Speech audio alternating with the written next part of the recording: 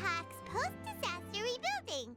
I recently visited Poisson to meet with Miss Navia, spokesperson of the Spina di Rusula, and we spoke about Poisson's present and future.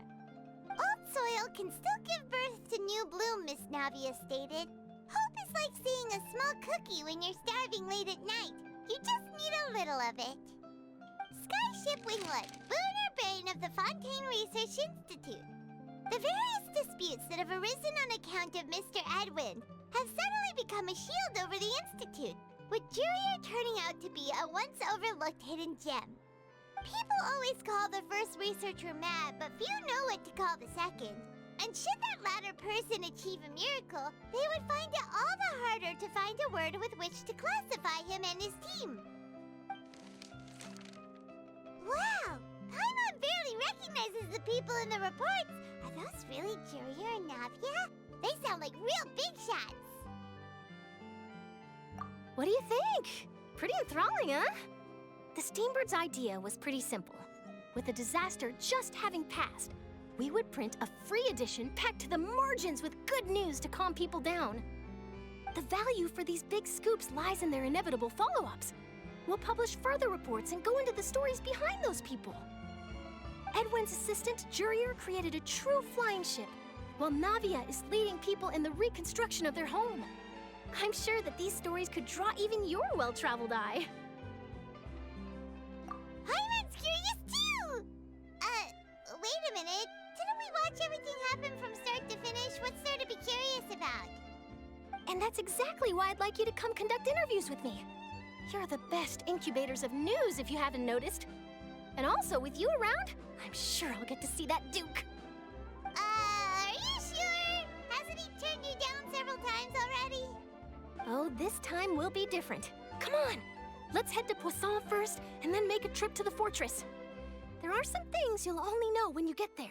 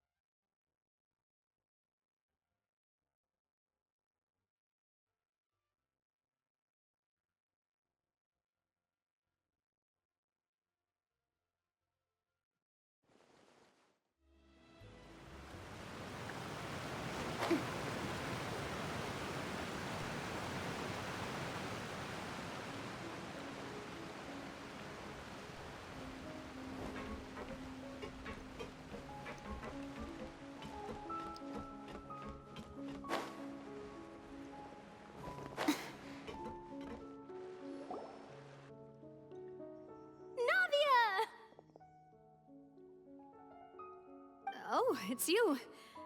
What brings you all here? Hey, we're just having a look around. I'm here to update myself on how things are going here. Oh, the Fatui are here too! Let me introduce you. This is Mr. Garun Snezhevich. He represented the Knave in sending us a large amount of supplies, and is helping with our work. Our residents are hard at work as well.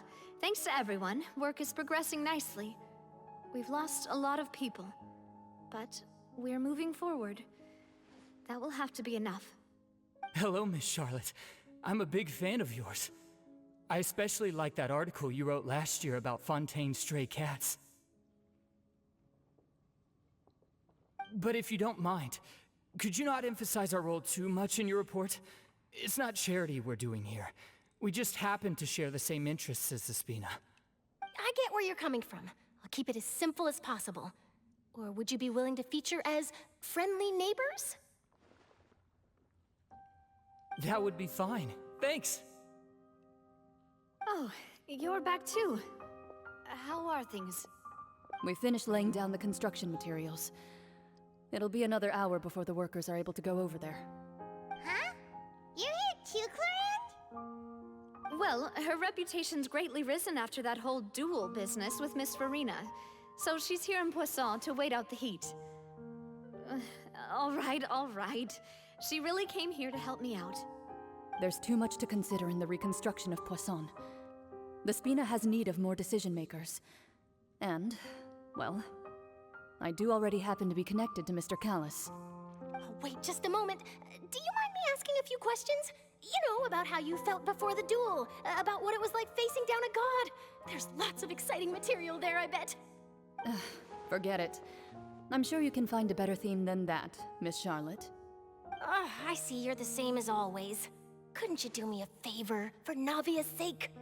Well, if we're talking about doing things for my sake, you might as well just take a few more photos of me. Or of the Traveler. It's better than wasting time persuading Chlorand at any rate. Of course I will. I'm not gonna let him off that easy. All right, then everyone who wants to be in the photo, gather up. And smile.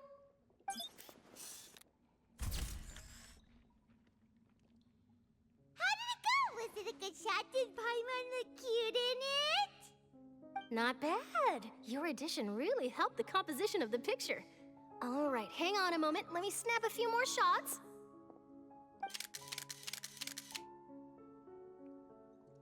All right, that should do it. I'll be back here later anyway, so let's call it a day.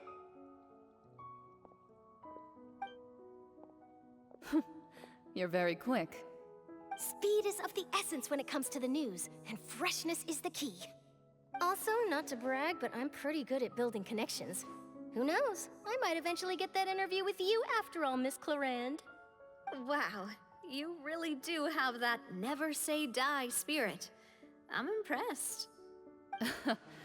I'll hazard a guess that this is how you got that interview at the Fortress of Meripede.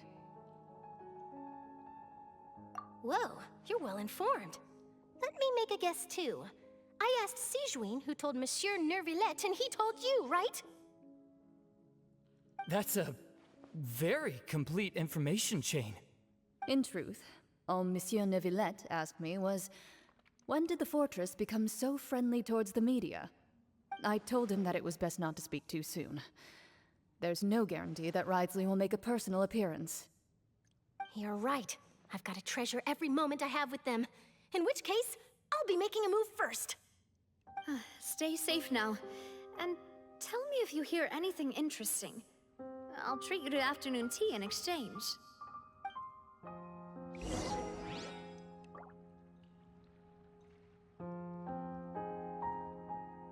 You seem curious about the Fortress. Of course. That Risley. I still remember going down to the fortress to grill him for information on my father's case. Boy, did he take me for a ride. Without telling me anything, of course. But he did invite you to tea, didn't he? 2 large pots of it, in fact. It was good tea, though. I have to agree. The tea there is very good. Speaking of that, would you like to have some today? I mean, you've got time, right? Well, I'd be partial to some shortbread. Wow, it's like we've got a menu or something. Sure. Good. What flavor of biscuits would you like, Mr. Snezhovich? Me? I'm fine with anything. But I would prefer chocolate, should you have it. All right. Leave it to me. I'll go over the newly arrived supplies with you later, Mr. Snezhovich. We should be able to finish the preparatory work today. That works great for me. Is it just me, or did you get a new lipstick? I did. It was a gift from Sijuin. Want to give it a try? I think the color would suit you, too.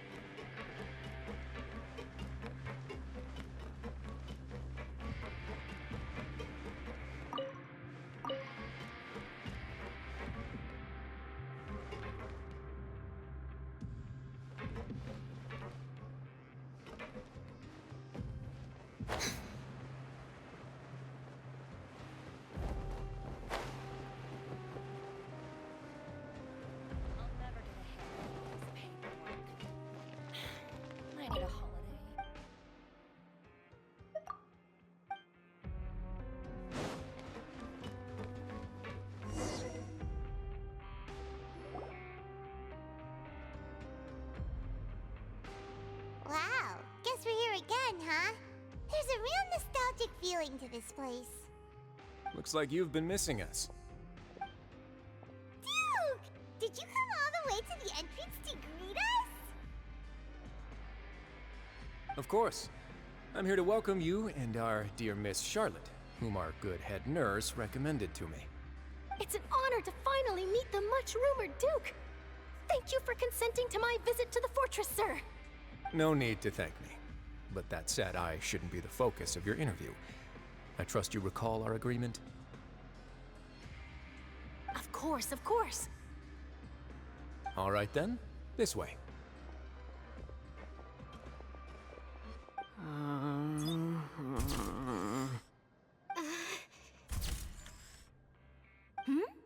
Hey, no need to be so nervous. I've already taken all the photos we need.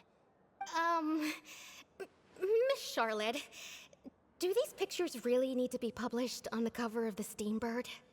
It would seem that Miss Lorvine doesn't want her face to appear beside that of Mr. Jurier, hmm? Sir, please don't say things like that. But it looks like dear Mr. Jurier denies it. Might this interview be very important to you then? No, I just... This is my first time being interviewed, and I'm very thankful to the Steambird for... Now, I might not look it, but I actually did meet Mr. Edwin once. And I'll be honest, I enjoyed chatting with you more. You've definitely got more of that genius vibe going on. The boat that brought about a miracle, the ark that saved the people. Why, you recreated a myth back there, like an emissary of legend. Still, if I might ask, where's that flying ship now? Huh! Looks like Charlotte's trying to get herself another exclusive scoop. I have to apologize, but that ship is presently in the bowels of our factory. I'm afraid it won't be easy for you to get a shot of it. Really? Well, then in that case, could I have an interview with you to make up for that loss?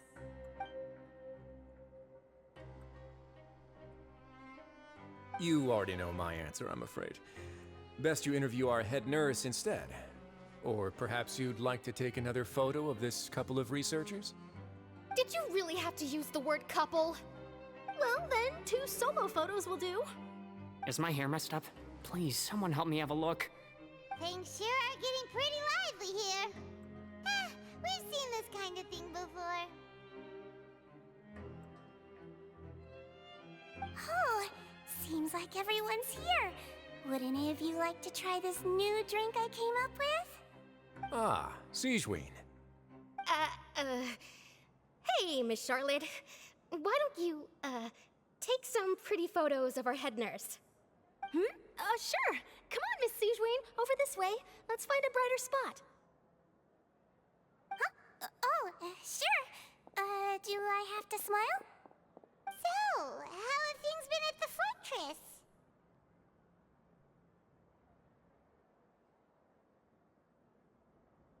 Same old, as you can see.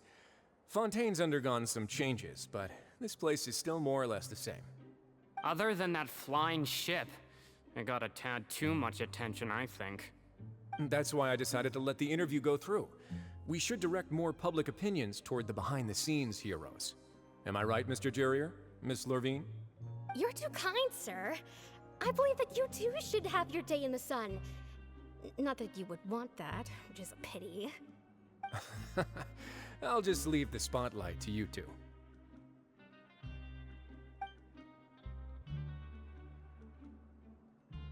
I see.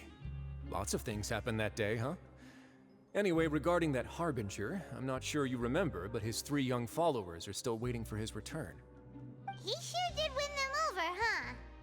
I'll tell them that there's good news and bad news. The good being that their boss seems fine, and the bad being that they must face extended sentences for abetting his escape. Oh, actually, what about you? Are things gonna change for you too? What change can there be? The fortress will keep chugging along, and so will my duties. As to what Miss Farina's departure will mean for the nation, and if our laws and governance will be transformed, we'll leave those to the folks in the overworld. Hey, everyone. The photo shoot's done. Good. In that case, let's call it a day here. Thanks for your cooperation. Come on, Traveler, let's go. Till next time, everyone! There'll be a next time? Maybe. Who knows? I might write a story about the underwater factory next time. Until then... All right. Last stop, the docks.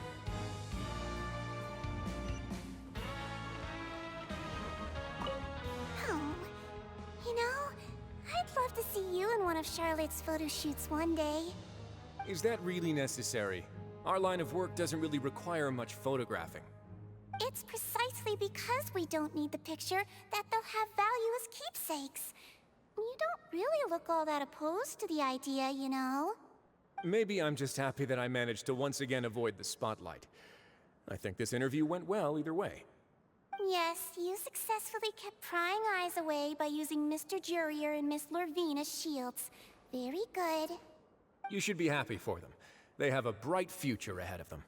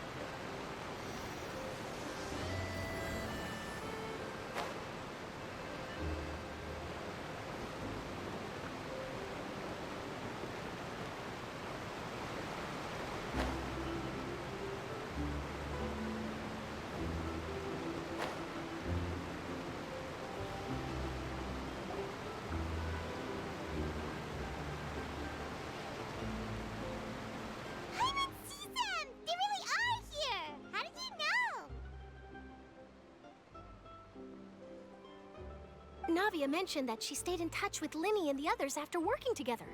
Apparently, they've been at the docks distributing these strange pockets the whole time since.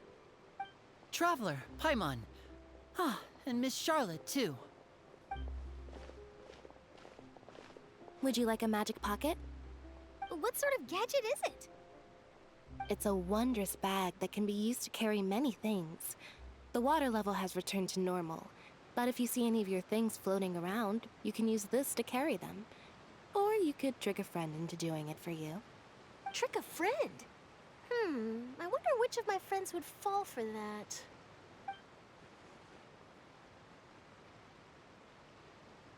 You could just make a friend like Fremine here. Isn't that right, Fremine? Is this what you meant by, I'll help you make some more friends?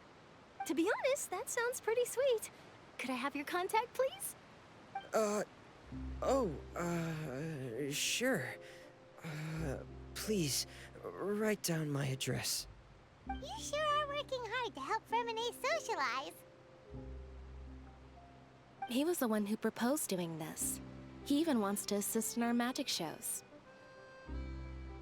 Yes, I was planning to first introduce Pear as an assistant, and later Fremine himself. In the future, I think we can leave underwater escape magic to him too.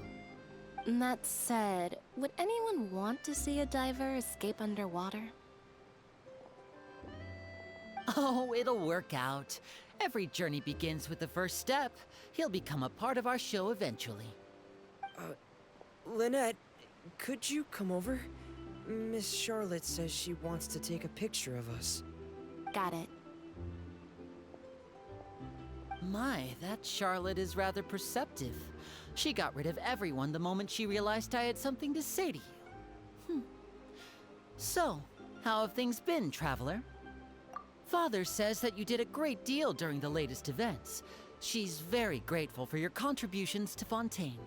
That's all right. We were more than happy to help.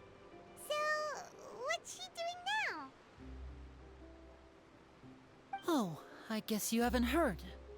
Well, after Lady Farina left, Father and Monsieur Neuvillette opened negotiations, during which he gave Fontaine's gnosis to her as a diplomatic gift. A diplomatic gift? A gnosis? Yes, I was quite surprised at first myself. But when I thought it over, there were actually a number of things going for it.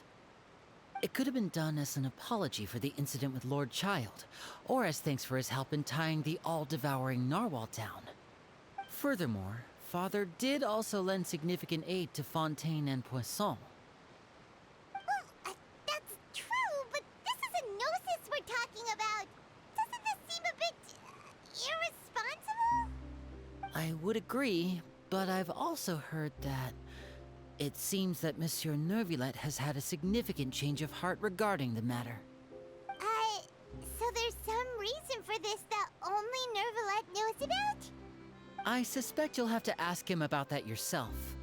Ah, yes, speaking of which, I did see him strolling around the entrance to the Fortress of Meripede a while back. Isn't he real busy and stuff? Paimon didn't think he'd have the time for that. But back to the topic. The gnosis was given to the knave, right? What about Child? They say that he's returned to Snezhnaya to recover from his wounds. I hear that the recent disaster really did a number on his health. That's true. When you think about it, we've had loads of run-ins with the Fatui. To think we'd be allied with them this time. So shocked by such a simple switching of sides?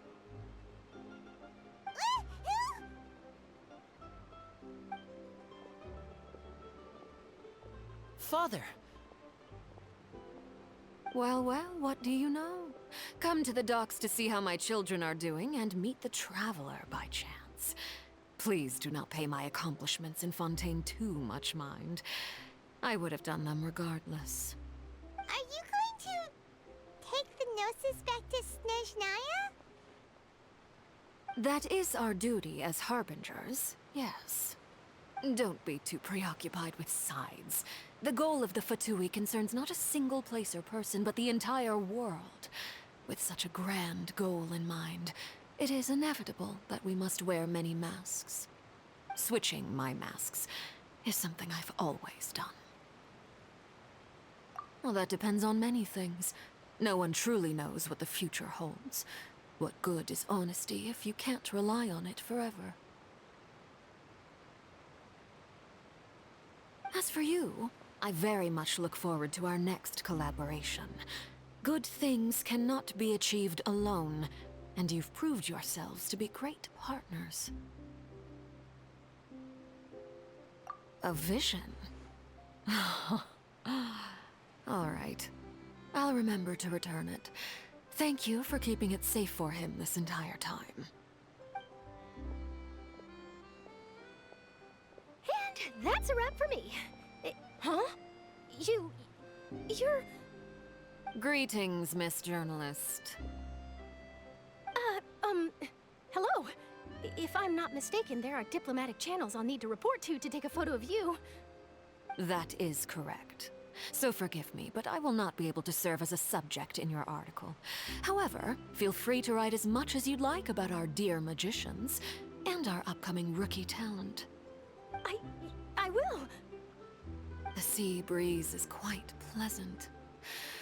I shall continue my walk while the weather remains so agreeable. Farewell. Farewell, Father. Oh, she has such an intimidating presence. I didn't even dare to take a picture. Thankfully, I've already wrapped up all my pre-scheduled interviews. Thank you all. This'll be more than enough for me to write about, I'm sure. Don't be too nervous. Why don't you take a magic pocket before you go? Here, Traveler, Paimon, you take one too. To move things about? That's right.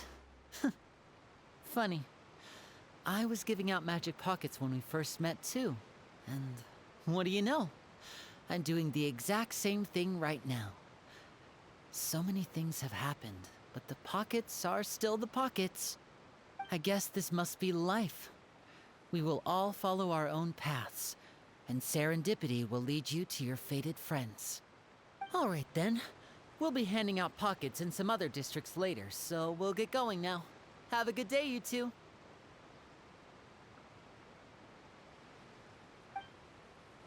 Well, guess we sent Charlotte, huh? Shall we go see how Neverlette's doing? As long as he's not so busy that he doesn't have time to chat anyway.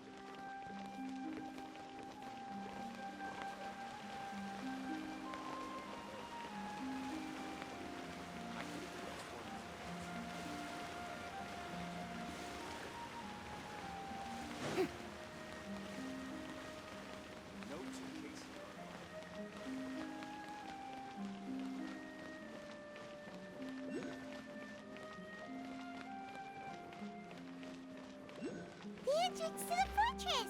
Ooh, he really is there!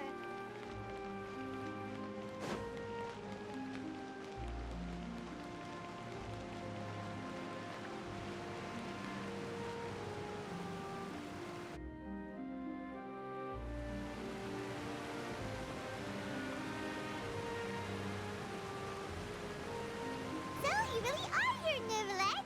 Paimon didn't think you were going to have free time this hour of the day. Really? Oh, I suppose you must have met Mr. Linney. He took the time to greet me earlier when he passed this way. In any case, you came at a good time. I was just considering reaching out to you to set up a meeting, so I may explain some things that I haven't had the time to before. Aw, Paimon's glad that you remembered. Thank you for keeping us on your mind, what with you being busy and all. Alright, let's have it then.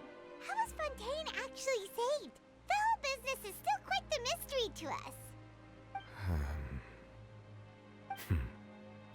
It is strange how words can often leave a bitter taste in the mouth when it finally comes time to say them out loud.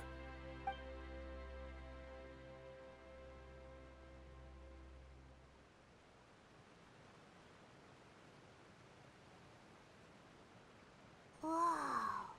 So that's what happened? Fossilor destroyed the divine throne of the Hydro Archon and restored your power to you, transforming you into a fully fledged elemental dragon sovereign.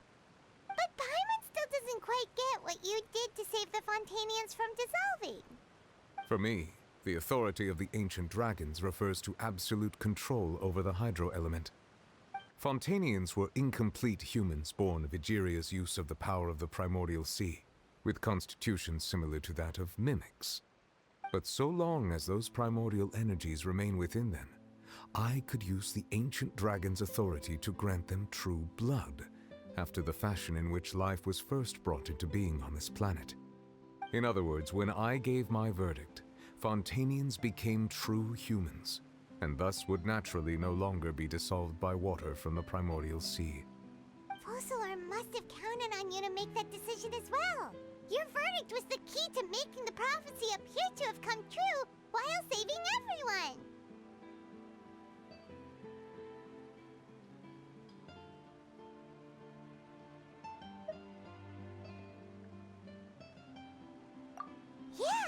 And in a manner of speaking, Focalor finally managed to fulfill the original Hydro Archon's wish to turn Oceanids into real people too! It seems from your expressions that you still have more things you wish to ask. Ask away. I will tell you the truth as I know it. I have investigated his case along many avenues, and I have learned that he once fell into an unknown chasm when he was young. There, by chance, he awakened the All-Devouring Narwhal. But whether it be by sentiment or reason, that should not have been enough to consider him the root cause of the disaster. At most, he would have had tangential liability. As for the judgment passed by the Oratrice during the trial, whether it was due to that liability by association, or Focalor deliberately using him to buy time for us on the assumption that he would be able to hold the creature off, I cannot say. Guess Focalor had Fontanians in mind the whole time. In the end, it was thanks to her that they finally became real humans. Hang on a second. Paimon suddenly got another question. Back when Fontanians hadn't yet become real humans, were the children they had also transformed Oceanids? Life has always flowed like water. Do you recall how Fontanians would often come to the Fountain of Lucine to pray for children? Yeah, Lynette said the fountain is where all the waters in Fontaine converge. In truth, even those couples did not know that such prayers were no mere custom, but instead a form of ritual. Those Oceanids who were blessed within the spring water would later descend as new humans in the coming months. Paimon sorta gets it now. Either way, seems like this ritual won't be of any further use, but it'll probably live on as a local custom. Ask away. I will tell you the truth as I know it. Yeah, about that.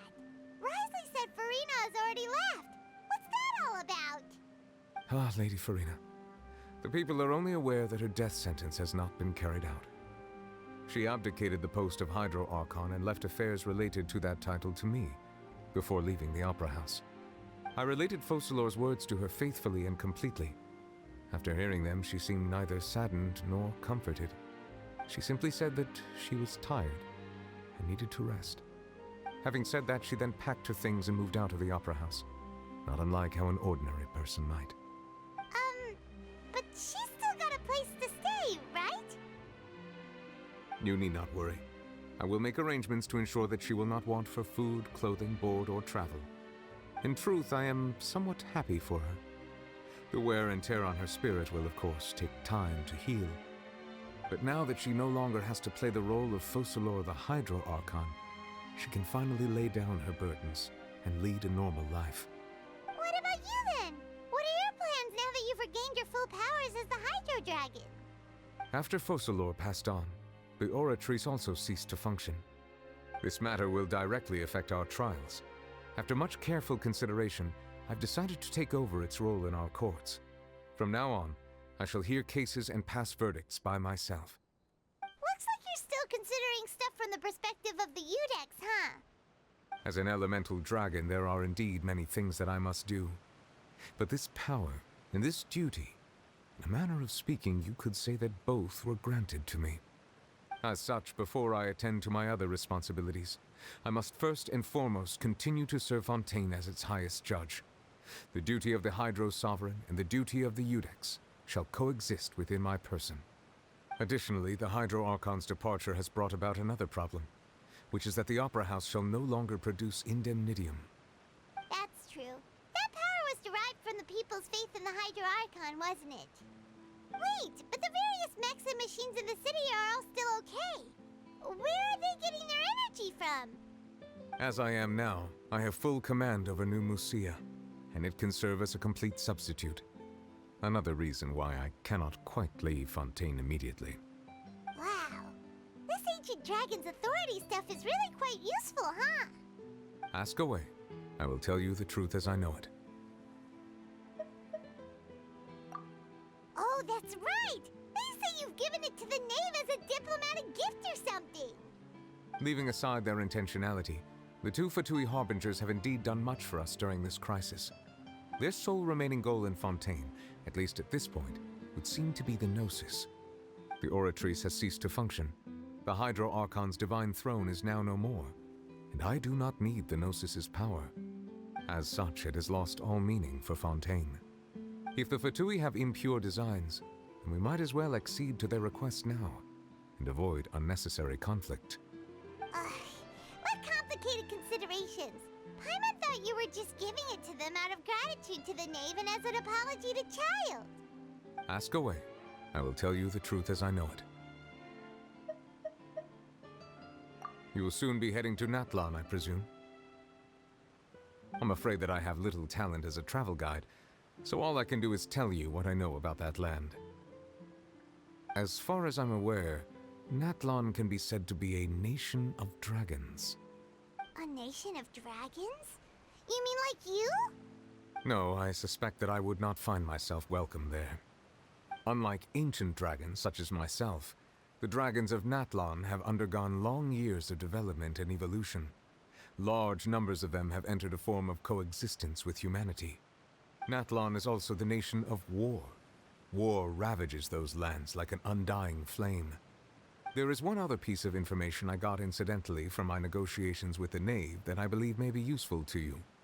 The harbinger known as the Captain has thrown his hat into the endless ring of war. The Captain. Sounds like a real tough customer.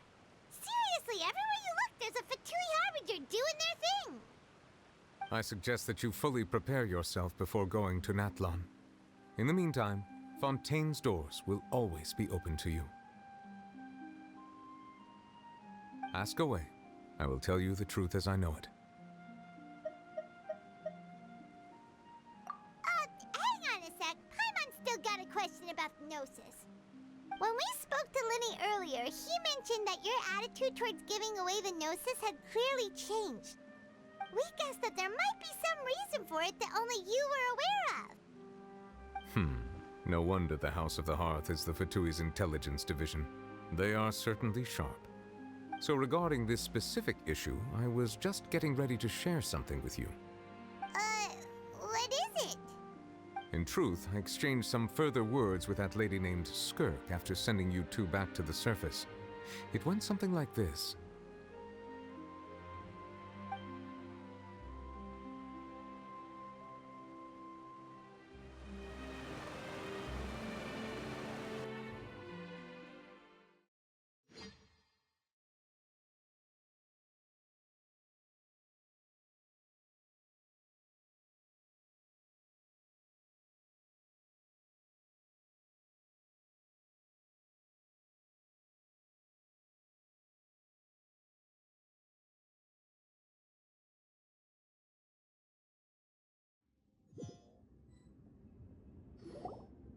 Well, we're going to head topside to see what's going on. You hurry over soon as well, all right, Nervalet? What next? The All-Devouring Narwhal isn't here, so I'm no longer getting any interference. I can finally catch the scent of your power, what it's made of. It is the authority of the planet's primordial dragons, but with something very similar to a god's curse mixed in. It's quite a novel blend. I'm sure I've encountered something like this before. What was it again? I do not know what you speak of. Of course. How could I forget? You should have the remains of the third Descender on your person, yes? Remains? I've never heard of any such thing. According to your parlance, I believe it may be called a gnosis. Well, that much is true. After Focalor's divinity faded, she handed her gnosis to me. But I fear I have never heard of it described in the manner that you just did. I've been training with my master, the Foul, ever since I was young, and I have never returned to the surface since. So most of the information I possess, I got from him. It is only natural for those who are greater than humanity to possess a different sort of common sense, which is why there are so many problems in our attempts to communicate with humans. Regardless, you should probably get rid of objects of misfortune to prevent any disasters from befalling you. To live in itself is a blessing, But once a person dies, the bonds he once had with this world shall all turn to curses. What do you mean by that? No need to fret. These are just my personal thoughts. And my reason for no longer wishing to return to the surface. This third descender you refer to, who are they? And when did they die? Master never mentioned them to me. Perhaps it just wasn't that important for me to know. If you're interested, though, I could ask him. I'll be sure to pass the answer on to you next time. Next time? You believe we will meet again? I do. Wait. I have a disciple of my own, don't I? He can be the messenger then.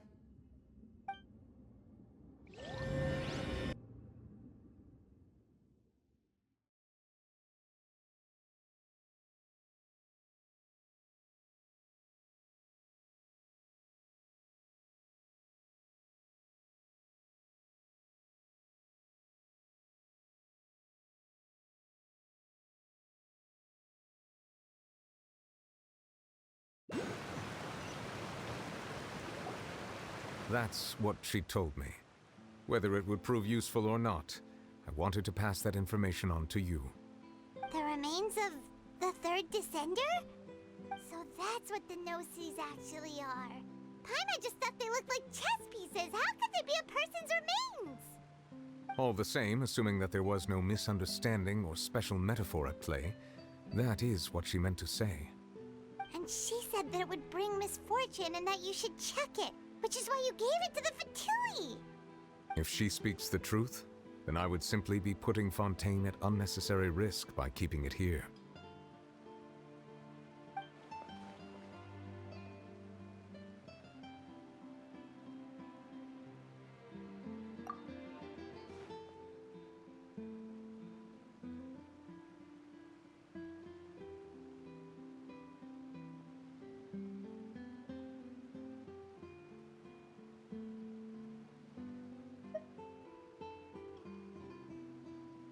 I had guessed that you might already be familiar with this concept, but I did not expect you to be one of them. That means that the Gnosis, which are exceedingly element-compatible and can even enhance elemental abilities, do indeed come from the third descender. I wonder, does your body also possess similar properties? Like being able to use elemental powers without a vision. That does sort of count as special compatibility, right? No, let's not think about this stuff right now. It just feels creepy. Comparing the Traveler to the dead third descender and all. That's what you say, but this topic still feels like bad luck. Once Child recovers, let's get some more answers out of him. Or go look for his master and get the answers that way. I too believe it unwise to make too many blind guesses when information is lacking. The same is true of being at court. All right. Whatever the case, it seems like the crisis here in Fontaine's over for now. Yes. All of Focalor's efforts were for this moment as well. But she sacrificed herself in the end as a god, and she suffered through all those years as a human. Was that really what she wanted? I suppose that would be the mystery of a god's will. I suspect not. But once in a while, I too would guess that if wishes were like the clouds in the sky, they will one day return to the earth as raindrops. Life flows like water, and rain is the final answer. The water levels may sometimes tilt one way or another, but the rain falls fairly upon all. And what ultimately is the difference between the rains that fall upon all of us?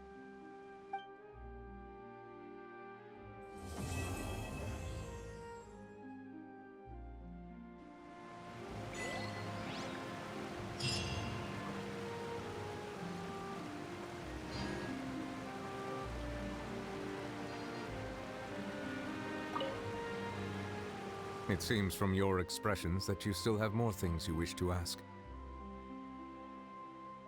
Ask away. I will tell you the truth as I know it.